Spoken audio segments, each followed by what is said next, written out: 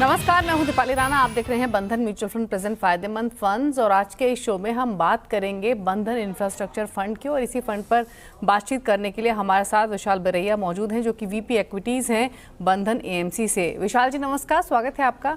और बंधन infrastructure fund से जुड़ी तमाम बारीकियां तो समझेंगे ही। आपका इन्वेस्टमेंट राशनाले क्या है इस फंड के पीछे, क्या आउटलुक है, क्या थीम ये थीम आपने पिक क्यों की और किस तरीके की परफॉर्मेंस आगे रह सकती है, तमाम बारीकियों को समझेंगे। लेकिन क्योंकि आप मौजूद हैं, मार्केट्स को भी भली भांति समझते हैं, तो पहले तो करंट मार्केट सिनेरियो पर एक कमेंट आपसे लेना चाहेंगे।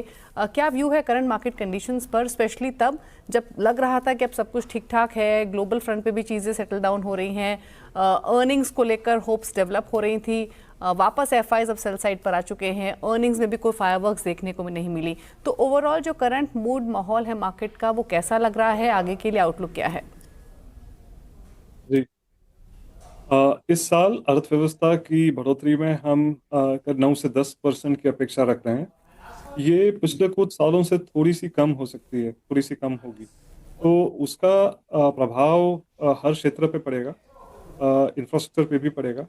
और जब आप मार्केट को देखें तो मार्केट में अभी एक अपेक्षा है कि यूनाइटेड स्टेट्स के साथ में जो समझौता होना है उसमें बहुत ज़्यादा हम मतलब थोड़ी देर ज़्यादा लग गई है। और ये अपेक्षा थी कि थोड़े समय पहले हो जाएगा। तो इसके कारण भी मार्केट में थोड़ा सा अनसेटल्ड है, जैसे आपने कहा। तो और एफआई की जो सेलिंग है, ये हम अभी इसका मुकाबला हम कर पा रहे हैं क्योंकि घरेलू प्रवाह जो है वो बहुत सक्षम है। तो अभी तक तो चीज़ें ठीक हैं। जो कंपनीज के नतीजे आ रहे हैं, ये बहुत कम कंपनीज हैं जो अपने नतीजों को बीट करने में सक्षम रही हैं। तो वो उसका एक आप प्रभाव देख रहे हैं मार्केट के प्राइसेस में भी। बट हमारी जो अपेक्षा है अगले कुछ क्वार्टर्स में, ये क्वार्टर से थोड़ा सा बेटर होगा। अगला अगला क्वार्टर और उससे अगला क्वार्टर भी थोड़ा सा और बेटर होना चाहिए। तो उस कारणवश चीज़ें बहुत ज़्यादा खराब नहीं होगी मार्केट में, ये हम ऐसी हमारी उम्मीद है। ओके यानी फिर आपने अर्निंग्स की बात भी की, इनफैक्ट वो मैं आपसे पूछना भी चाहती थी, बट आपने खुद ही मेंशन कर दिया विशाल जी। अब रिमेनिंग ईयर के लिए क्या एक्सपेक्टेशंस हैं, किस तरीके के रिटर्न्स इंडेक्स लेवल पर एक्सपेक्ट करें, कंसोलिडेट करेगा मार्केट, मतलब रिस्क क्या रह सकते हैं मार्केट के लिए रिमेनिंग ईयर के लिए, क्या व्यू है? अ, अर्थव्यवस्था में जो उपभोग क्षेत्र है उसका वो करीब 60% है टोटल अर्थव्यवस्था का। और वहाँ पर अभी भी हमें बहुत अच्छी सफलता नहीं दिख रही है। वहाँ पर इम्प्रूवमेंट होना ज़रूरी है। जो सरकार है, भारत सरकार ने अपना जो जो पूंजीगत है वो अग्रिम तरीके से जल्दी कर दिया है इस साल। तो उसका प्रभाव अर्थव्यवस्था पे अच्छा होना चाहिए। तो अच्छा मानसून, अच्छी बारिश, थोड़ा सा बेनिफिट इनकम आय आय पे जो भारत सरकार ने थोड़ा सा कम किया है कुछ लोगों के लिए, इसका इसका प्रभाव जो है वो उपभोग पे अच्छा होना चाहिए। और जो इंफ्रास्ट्रक्चर है उसमें भी थोड़ा सा इम्प्रूवमेंट आना चाहिए, क्योंकि भारत सरकार ने जल्दी कर दिया है ये साल खर्चा। तो ये दोनों के कारण चीज़ें थोड़ी सी बेटर होनी चाहिए। अब जो हम अगले 3 क्वार्टर के रिटर्न्स का या रिटर्न्स की अगर बात करें, तो यहाँ से थोड़ा सा बेटर होना चाहिए। पहले तो मैं इंफ्रा एज अ थीम पर आपका व्यू लेना चाहूँगी। हमने मंथ्स ऑफ अंडर परफॉर्मेंस देखी इस थीम की, लेकिन वापस से ये पूरा ही स्पेस स्पॉटलाइट में आया है। और अगर बाकी थीमेटिक फंड से कंपेयर करें तो काफ़ी अच्छी परफॉर्मेंस इस पर्टिकुलर थीम की रही है। तो पहले तो करंट मार्केट सिनेरियो में ये जो थीम है ये कैसे प्लेस है आपके हिसाब से? क्या ग्रोथ अपॉर्चुनिटीज़ आपको इस थीम में दिखाई दे रही हैं, बताइए। देखिए, भारत में हम इस इंफ्रास्ट्रक्चर एक बहुत मतलब मैक्रो टर्म है, अगर हम इंफ्रास्ट्रक्चर के अंदर देखें तो क्या क्या आता है। सड़क, रेल, पानी, बिजली, घर और रक्षा, कई सारी चीज़ें हैं जो इसका पार्ट हैं। और ये इनमें से कई सारी चीज़ें हैं जहाँ पर भारत कुछ देशों से बहुत पीछे चल रहा है, जो हमारे कंपेरेबल देश हैं उनसे। तो यहाँ पर निवेश करना बहुत ज़रूरी है और सरकार भी ये बात मानती है, जिसके कारण हम अगर पिछले 5 साल देखें, 5 साल पहले देखें, तो भारत सरकार का निवेश 4 लाख करोड़ के करीब था। अब इस साल वो 11 लाख करोड़ निवेश करने की बात कर रहे हैं। तो हमने सरकार की तरफ से भी यहाँ पर कमिटमेंट देखा है। और कई सारे अगर आप दूसरे क्षेत्र देखें तो वहाँ पर जो नतीजों की ग्रोथ आएगी, जो बढ़ोतरी होगी, वृद्धि होगी, वो थोड़ी सी कम होगी। और यहाँ पर क्योंकि निवेश बहुत ज़्यादा होगा, यहाँ पर मुनाफा भी ज़्यादा होना चाहिए। तो अगर मुनाफा इस क्षेत्र में बाकी क्षेत्रों के कंपैरिजन में थोड़ा सा ज़्यादा होगा, तो रिटर्न भी ज़्यादा होना चाहिए दूसरे क्षेत्रों के मुकाबले और मार्केट के मुकाबले। बट ये जो क्षेत्र है इंफ्रास्ट्रक्चर, ये अनियमित रूप से परफॉर्म करता है, यहाँ पर लीनियर ग्रोथ नहीं आती। तो उस कारण वोलेटिलिटी ज़्यादा होती है, उस कारण रिटर्न्स फ्लक्चुएट ज़्यादा होते हैं, तो वो हमें थोड़ा सा सहना पड़ेगा। अच्छा, अगर हम बंधन इंफ्रास्ट्रक्चर फंड की बात करें विशाल जी, तो आपकी इन्वेस्टमेंट थीम, आपका इन्वेस्टमेंट राशनाले इस फंड के पीछे क्या रहा है? क्योंकि जैसे आपने कहा, इंफ्रास्ट्रक्चर कोई छोटी थीम नहीं है। इस अम्ब्रेला के अंडर काफ़ी सारे सब सेक्टर्स आते हैं। उन सब सेक्टर्स में भी अच्छी बुरी हर तरीके की कंपनियां हैं। कोई वैल्यूएशन के हिसाब से अच्छी है, कोई अर्निंग्स के हिसाब से बेहतर है, किसी का ग्रोथ आउटलुक बहुत बेटर है। बट आपकी थीम क्या, या आपका इन्वेस्टमेंट राशनाले क्या रहा उन स्टॉक्स को, उन कंपनीज को पिक करने के पीछे, जब आपने कॉम्पोजिशन किया इस फंड का? जी, हम ये फंड में अभी 3-4 क्षेत्रों में ज़्यादा फोकस कर रहे हैं। जैसे जल, रक्षा, बिजली, औद्योगिक कंपनियों पे। ये कुछ चीज़ों हैं जहाँ पर हम थोड़ा ज़्यादा फोकस कर रहे हैं। हम थोड़ा सा कम फोकस कर रहे हैं सड़क पे, रेल पे, ऐसी कुछ जो प्योर कंस्ट्रक्शन कंपनीज हैं उन पर। तो अ, जो कंपनीज हैं जिनमें बिजली भी ज़्यादा बिजली का उत्पादन करती हैं, बिजली को ट्रांसमिट करती हैं, बिजली को डिस्ट्रीब्यूट करती हैं, इनमें जैसे सरकार, भारत सरकार का बहुत बड़ा प्रोग्राम है हर घर जल। तो ये जो प्रोग्राम है, इसमें भी अनियमित रूप से थोड़ा निवेश हो रहा है, लेकिन निवेश बहुत बड़ा हो रहा है। और आज भी करीब 20% घर ऐसे हैं भारत में जहाँ पर पानी नहीं आ रहा है नल से। तो ये ऐसी कुछ थीम्स हैं जो अगले कई सालों तक बहुत अच्छा करेंगी। और हम जब निवेश करते हैं इंफ्रास्ट्रक्चर फंड में, तो हम मध्यम अवधि से इन्वेस्ट करते हैं। और ऐसी कुछ कंपनीज में जहाँ पर एक संचालक एडवांटेज टाइप हो। तो ये थीम है अभी हमारे इंफ्रास्ट्रक्चर फंड के लिए, जैसे हम रन कर रहे हैं। ओके, अच्छा, एक चीज़ और बताइए विशाल जी, जब हम इंफ्रा की बात करते हैं तो ब्रॉडर इंफ्रा के अंडर डिफेंस भी कहीं ना कहीं आता है। कई फंड हाउसेज हैं जो इसको इस पॉकेट के अंदर कंसिडर करते हैं। अगर हम बंधन इंफ्रा फंड की बात करें, तो आपका क्या कुछ एक्सपोजर है डिफेंस में, या फिर नहीं है इस फंड के थ्रू? और ये सवाल इसलिए पूछा गया क्योंकि एक तरफ तो ये स्टॉक्स रन अप ठीक ठाक दिखा चुके हैं रिसेंटली, वैल्यूएशन वाइज कुछ महंगे भी लग रहे हैं। दूसरी तरफ रिसेंटली कई रिपोर्ट्स आई हैं जो मान रही हैं कि इनकी ऑर्डर बुक्स में मल्टीपल टाइम्स आने वाले कुछ सालों में जंप देखने को मिलेगा। उस हिसाब से काफ़ी ल्यूक्रेटिव भी लग रही हैं। आपकी अंडरस्टैंडिंग क्या है इस थीम को लेकर, और इस फंड के थ्रू कुछ एक्सपोजर मिल रहा है डिफेंस में या फिर नहीं? जी, हमने बिल्कुल निवेश किया है रक्षा की कंपनीज में।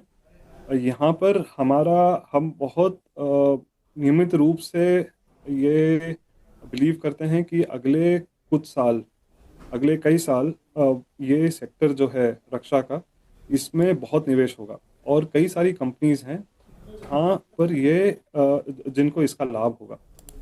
पब्लिक कंपनीज और प्राइवेट कंपनीज दोनों में। तो हमारा निवेश रक्षा में बहुत अच्छा है।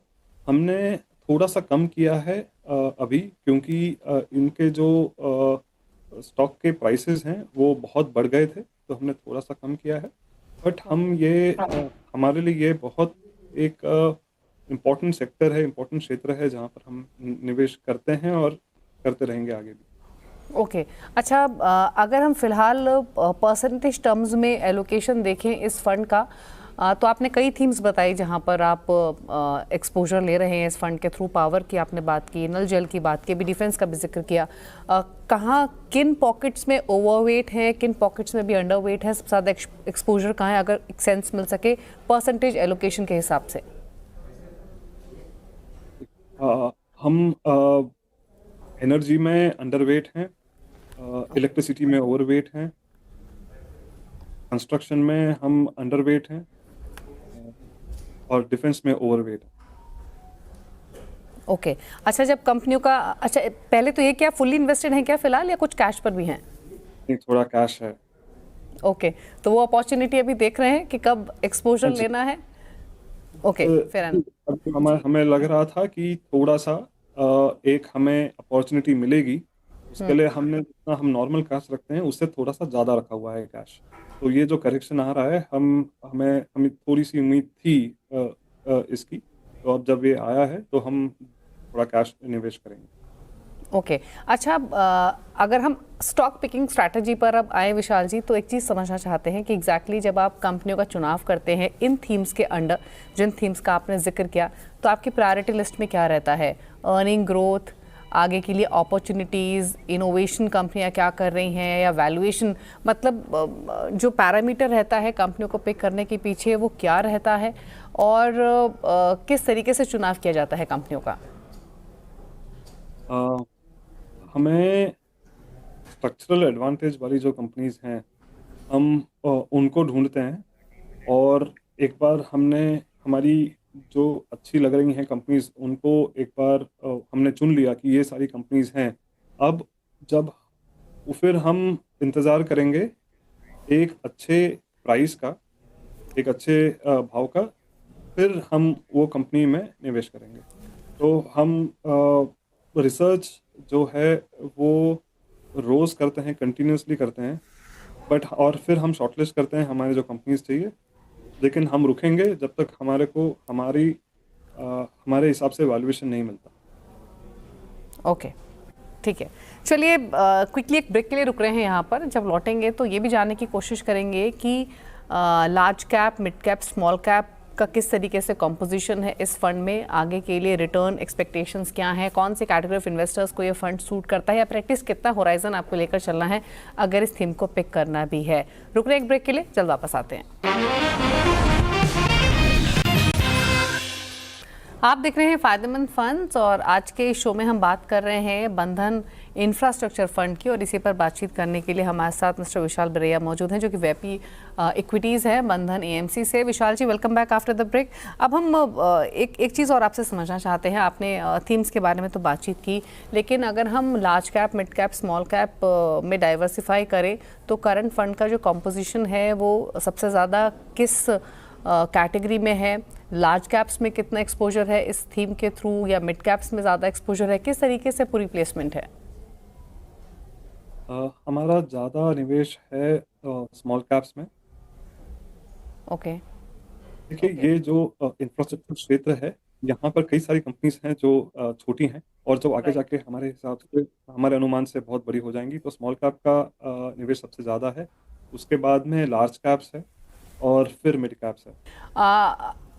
इसके अलावा इनफैक्ट अगर हम बाकी इंफ्रा फंड से कंपेयर करें बंधन इंफ्रा फंड को, तो जानना चाहेंगे कि किस तरीके की परफॉर्मेंस इस फंड की रही है, और साथ ही ये कि क्योंकि इंफ्रा फंड ने रिसेंटली काफ़ी अच्छा परफॉर्म किया है, आपके हिसाब से is it a good time कि एटलीस्ट एक एसआईपी स्टार्ट की जाए, और अगर हाँ तो कितना मिनिमम टाइम होराइजन इन्वेस्टर्स को लेकर चलना है?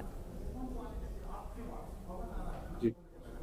हम इंफ्रास्ट्रक्चर फंड में हमारा जो बेंचमार्क है उसको मात देने में सफल रहे हैं, और कई सारे हमारे जो समकक्ष हैं तो उनको भी हम मात देने में सफल रहे हैं। पिछले अगर आप 1 साल 3 साल 5 साल में देखें।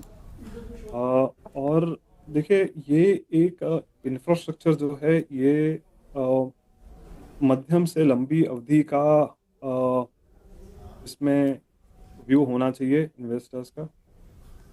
ये जो प्रोजेक्ट्स आते हैं, जो चीज़ें सरकार भी कर रही है, ये सब मध्यम से लंबी अवधि के लिए हो रहा है। तो हमें भी इसमें निवेश वो हिसाब से वो सोच के करना चाहिए। और ये अनियमित रूप से बढ़ता और गिरता है, तो उसके लिए यहाँ पर थोड़ा-सा टॉलरेंस भी थोड़ा-सा ज़्यादा होना चाहिए वोलेटिलिटी के लिए। हम्म। तो बस ये इसके कारण इसमें हम ये कहते हैं हमारे निवेशकों से कि आप थोड़ा मध्यम से लंबी अवधि का फ़ोकस रखिए ये फंड में। और इसमें अगर आप एसआईपी करेंगे तो हमारे हिसाब से बहुत अच्छा होगा, क्योंकि अगर आप इसमें 5 साल 10 साल तक बने रहेंगे, तो आपको उसके बाद में जो इसका रिटर्न होगा, वो अगर मार्केट रिटर्न से थोड़ा-सा ज़्यादा होना चाहिए, ऐसी हमेशा हमारी अपेक्षा है। और अगर वो सही में होता है, तो आपका जो रिटर्न बनेगा, वो बहुत बेहतर बन जाएगा। और आपके हिसाब से कौन से कैटेगरी ऑफ इन्वेस्टर्स इसे पिक करें? रिस्क टेकिंग कैपेसिटी के हिसाब से जो मॉडरेट रिस्क ले सकते हैं या हाई रिस्क ले सकते हैं, क्या सजेशन आपका? सेबी के क्लासिफिकेशन के हिसाब से ये एक हाई रिस्क फंड है। कई सारे जो सेक्टर फंड्स होते हैं वो रिलेटिवली हाई रिस्क होते हैं, तो निवेशकों को थोड़ा-सा इस पे भी ध्यान देना चाहिए। तो अब वो ये सलाह देंगे कि आप मतलब अगर आप लंबे समय के लिए इन्वेस्ट कर रहे हैं, तो आप वोलेटिलिटी टॉलरेट कर सकते हैं। तो अगर आप वो कर सकते हैं, तो आप ये हाई रिस्क फंड देख सकते हैं।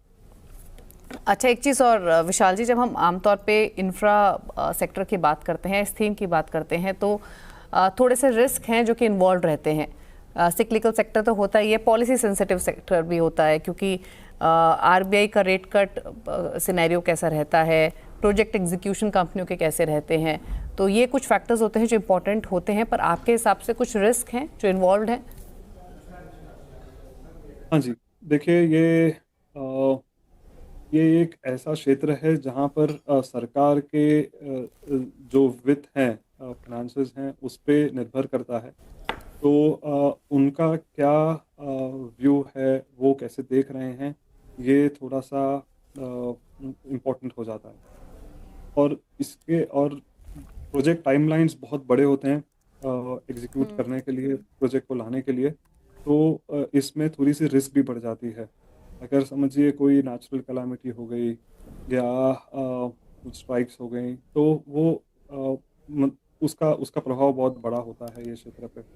तो हम यहाँ पर इस क्षेत्र में इन्वेस्ट करने के लिए हम रिस्क पे ज़्यादा फ़ोकस करते हैं रिटर्न से। रिटर्न्स तो आ जाएँगे, बट रिस्क मैनेज करना इम्पोर्टेंट है। ये ओके। स्पेसिफिकली।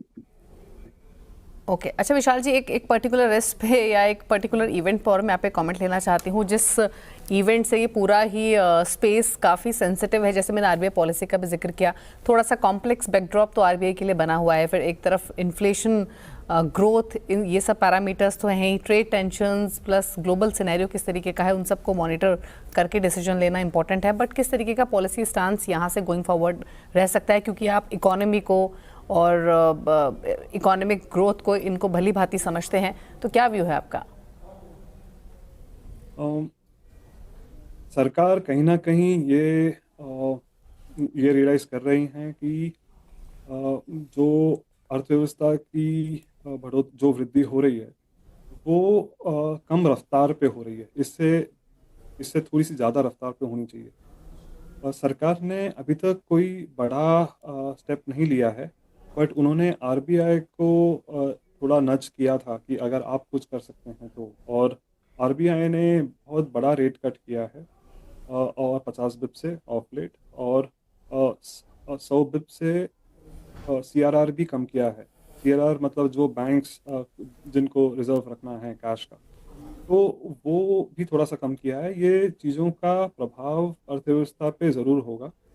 और उन्होंने ये और आगे भी वो कर सकते हैं। भारत सरकार जो है ये फिस्कल लूज़निंग जो करेंगे, अगर अगर उनको ज़रूरत पड़ी तो वो भी करेंगे। अभी के लिए फिस्कल पॉलिसी जो सरकार चलाती है और मॉनेटरी पॉलिसी जो आरबीआई चलाता है, दोनों इंतज़ार में है कि अगर अर्थव्यवस्था की रफ्तार थोड़ी-सी बढ़ गई इससे, तो फिर ठीक है, अगर नहीं बढ़ती तो ये लोग फिर से कुछ कदम लेंगे रफ्तार को बढ़ाने के लिए। ऐसी हमें ऐसे ये उम्मीद में हम हैं, आज ऐसा हमारे को लग रहा है। और जब हम इंटरैक्ट करते हैं सरकार से और आरबीआई से, तो उनसे बात करके हमारे को ऐसा लगता है कि शायद ऐसा होना चाहिए। ओके अच्छा विशाल जी, कमिंग बैक टू बंधन इंफ्रा फंड के कॉम्पोजिशन पर, आपने जैसे पावर इलेक्ट्रिसिटी की बात की, यहाँ आप ओवरवेट हैं, तो मैं इसी में एक छोटी थीम है उस पर आपकी राय लेना चाहती हूँ, जिसमें कि पावर फाइनेंस कंपनीज़ हैं, स्पेशली जो पीएसयू पावर फाइनेंस कंपनीज रही हैं, उनकी परफॉर्मेंस काफ़ी ज़बरदस्त रही है। बहुत मल्टीफोल्ड रिटर्न्स उन्होंने जनरेट करके दिए हैं पिछले 2-4 सालों में ही, और ऐसा नहीं है कि मार्केट के साथ वो कोई बहुत ज़्यादा करेक्ट भी हुए हैं। इस थीम पर, जिसमें जो PSU power generation, PSU power financing companies है, इन पर आपकी राय क्या है? क्या यहाँ पर एक्सपोजर है? प्लस आगे के लिए आउटलुक क्या है? वैल्यूएशन कंफर्ट कितना है मोस्ट इम्पॉर्टेंट? ये जो कंपनीज हैं, ये कंपनीज में पहले रिस्क था, क्योंकि यहाँ पर बहुत सारे ऐसे प्रोजेक्ट्स थे जो या तो बंद पड़े थे, या तो बहुत अच्छी तरह से नहीं चल रहे थे। तो उन पे ये कंपनीज को आरबीआई के रेगुलेशंस के हिसाब से प्रोविजंस करने पड़ते थे। बट पिछले कुछ सालों में ये जो प्रोजेक्ट्स हैं, ये अच्छी तरह से चल रहे हैं, एक्चुअली बेटर चल रहे हैं। और ये सारे प्रोजेक्ट्स पे जो प्रोविजंस किए थे प्रोजेक्ट फाइनेंस कंपनीज ने, वो प्रोविजंस अब रिवर्स कर रहे हैं। तो उसके लिए मुनाफों में वृद्धि हो रही है, और ये कंपनीज अभी भी बहुत ज़्यादा महंगी नहीं है।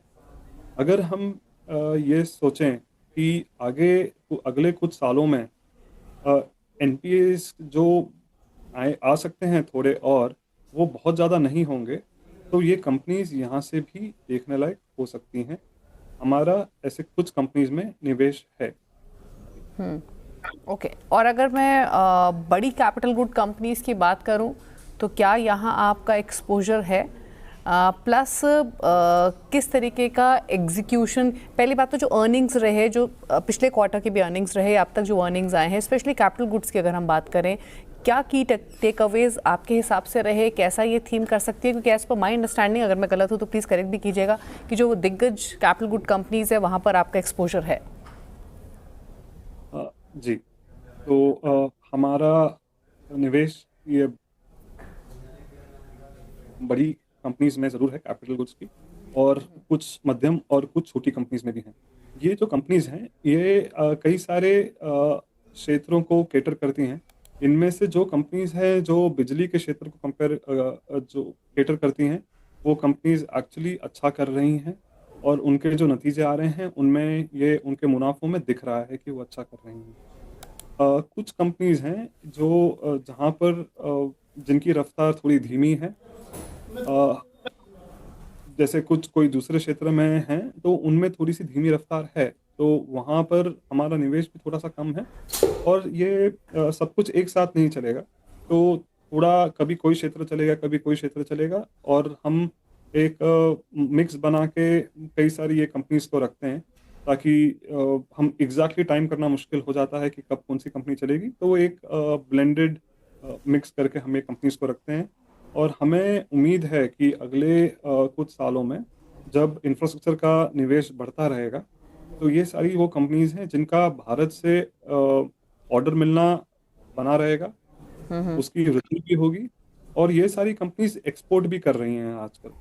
इनका एक्सपोर्ट रेवेन्यू बहुत अच्छी तरह से बढ़ रहा है, तो ये दोनों का फ़ायदा ये कंपनीज़ को होना चाहिए, ऐसी हमारी अपेक्षा। ओके ओके एक फाइनल क्वेश्चन आपसे विशाल जी, जो हम अपने सब एक्सपर्ट से पूछते हैं जो इस शो पर आते हैं, और आई एम श्योर आपसे भी हमें उसी तरीके का जवाब मिलेगा जो सबसे मिलता है, और वो ये है कि किस तरीके के रिटर्न्स एक्सपेक्ट करें इस फंड से लॉन्गर रन में। आई एम श्योर आप परसेंटेज टर्म्स में जवाब नहीं देंगे, बट इन जनरल क्या एक्सपेक्ट करें इन्वेस्टर्स अगर एक्सपोजर लेते हैं या ऑलरेडी लिया हुआ है इस फंड में?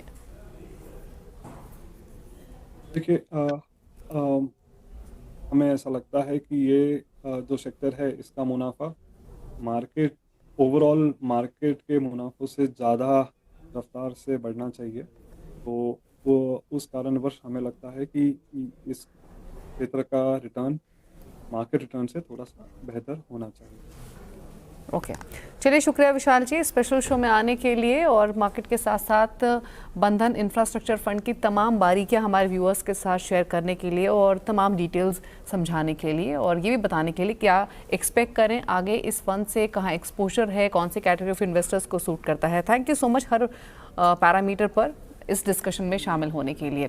तो इसी के साथ बंधन म्यूचुअल फंड प्रेजेंट फायदेमंद फंड्स में तो इतना ही। ब्रेक के बाद भी खबरें जारी है CNBC आवाज़ पर। नमस्कार।